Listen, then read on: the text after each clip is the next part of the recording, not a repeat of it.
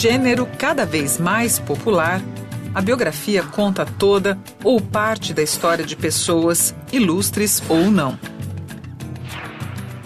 Muitos biógrafos brasileiros vêm do jornalismo, como Inácio de Loyola Brandão e Regina Etcheverria. Ela escreveu, entre outras, as biografias de Elis Regina, de Cazuza e da mãe menininha do Gantuá. Loyola contou a história de vários empreendedores brasileiros, de Ruth Cardoso e de Santo Inácio, o fundador da Ordem dos Jesuítas. A boa biografia, para mim, é a que chega mais pertinho de explicar o personagem. Mais perto. É muito difícil, porque o ser humano é muito complexo. Então, nas biografias bem escritas, você descobre as fraquezas, as incertezas, as dúvidas, as hesitações. Você pensa que é só você que é inquieto, angustiado. Não, todo mundo é. Eu só escrevo quando eu já li tudo, quando eu já sei tudo, quando eu já compilei todos os dados em copiões. Bom, leio toda a pesquisa. Não são apenas as entrevistas, são, às vezes, recortes de jornal, muitos recortes de jornal. Eu vou buscando esses detalhes do dia a dia, às vezes até de um filme que estava passando na época. Isso aqui tudo eu já tenho, uma cronologia que eu comecei a fazer, ó. Ó como é que eu faço. Mas não acabei. Isso aqui é cru, isso é a primeira coisa, entendeu? Depois eu vou juntando, vai lá, as coisas históricas que aconteceram nesse ano. A linha do tempo. A linha do tempo. Eu não sei se eu vou usar ou não, entendeu? Mas tá aí. Cronologia, estou esquecendo. Fundamental, tá vendo? 30, 37, 27, 28, 29, ano a ano, mês a mês. Tudo. Eu faço uma lista de pessoas, entrevisto as pessoas, é transcrito nessa aqui, aí eu leio isso, jogo tudo isso no chão, leio, anotando e faço a estrutura do livro. E aí eu começo a escrever. Em geral, eu entrevisto muita gente. Eu gravo. Eu sou pré-digital ainda, mas ainda vou chegar lá. Ninguém nunca me chamou de Paulo César. Não, te chama como? Me chama de Paulinho. Paulinho. Tamanho a gente escreve, depois vai cortando. Eu faço bem largo e depois eu vou cortando. Aí eu sento e faço o primeiro capítulo. E leio e releio o primeiro. E vou deixando de lado. Aí eu vou pela ordem cronológica. Aí escrevo e termino uma primeira versão. Aí eu deixo, em geral, 4, 5 versões. Não sei quantas vezes, vou fazendo. E depois ainda tem muitas outras leituras. Tem a leitura do meu editor, que me sugere coisas. Tem a leitura de alguns amigos que eu dou para ler, que me sugerem coisas. Sempre dou. Versão 1 está pronta, eu passo para a versão 2. Está pronta a versão 2, a versão 1 vai embora. Senão vai ficar um monte de coisa dentro desse computador que eu vou me perder. Olha, quem já morreu tem uma vida pronta. Pronta não, fechada. Quem não morreu, ainda você tem que... Até que ponto você vai? É muito difícil, porque a história é inconclusa. Você não termina o livro, né? O livro termina, em geral, quando a pessoa morre. Então, quando a pessoa está viva, você sabe que você ainda vai ter que reescrever isso. Contar mais um pedaço dessa história. As famílias interferem, mesmo de mortos. Eu já perdi livros que eu tentei fazer, a família não concorda. A minha visão é uma visão de fora.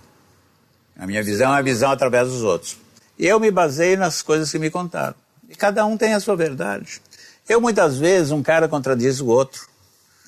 Eu digo assim, não é o que pensa, tal, que acha isso. Eu ponho os dois. Eu acho que cada pessoa vê o outro com o seu olho.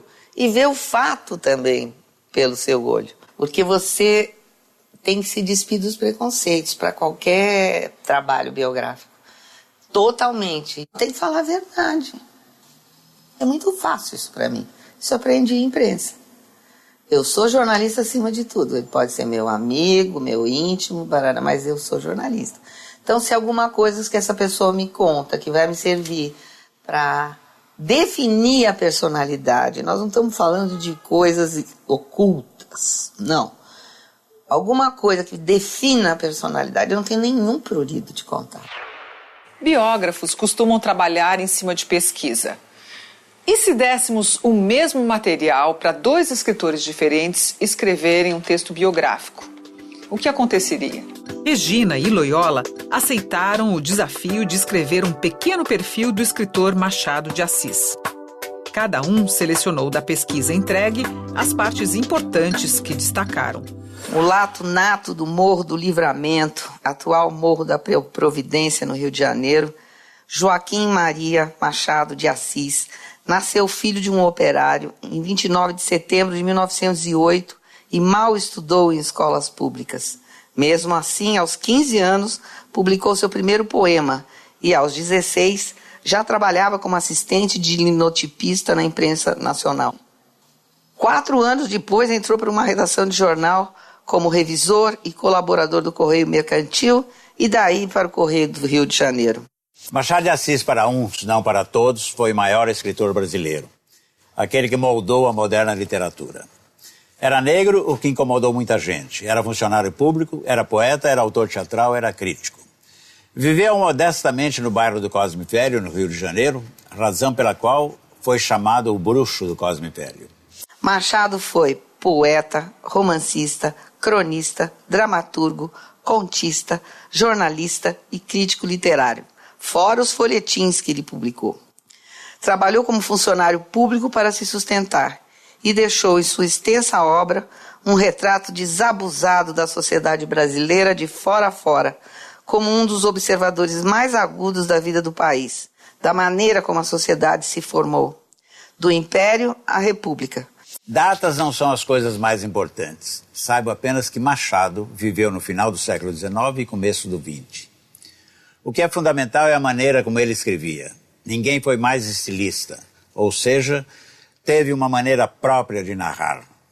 Se você apanhar hoje um texto dele, como fiz recentemente com O Alienista, em 10 páginas, anotei apenas 8 palavras antigas não mais usadas. Ou seja, que saíram da linguagem coloquial. Isso significa que Machado escreveu para a época dele e para o futuro, hoje. Também conhecido como bruxo do Cosme Velho, homem subterrâneo, um mestre da periferia do capitalismo, Machado teve 2 fases em sua obra. A primeira, onde se mostra um tremendo otimista. E a segunda foi como se dissesse, isso aqui não tem remédio.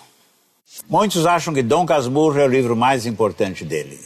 Pessoalmente, prefiro Memórias Póstumas de Brás Cubas, onde ele revolucionou a maneira de narrar completamente. No mais, façam um esforço e vão pesquisar em livros quem foi Machado e por que ele é quem é e por que nós todos somos escritorezinhos perto dele.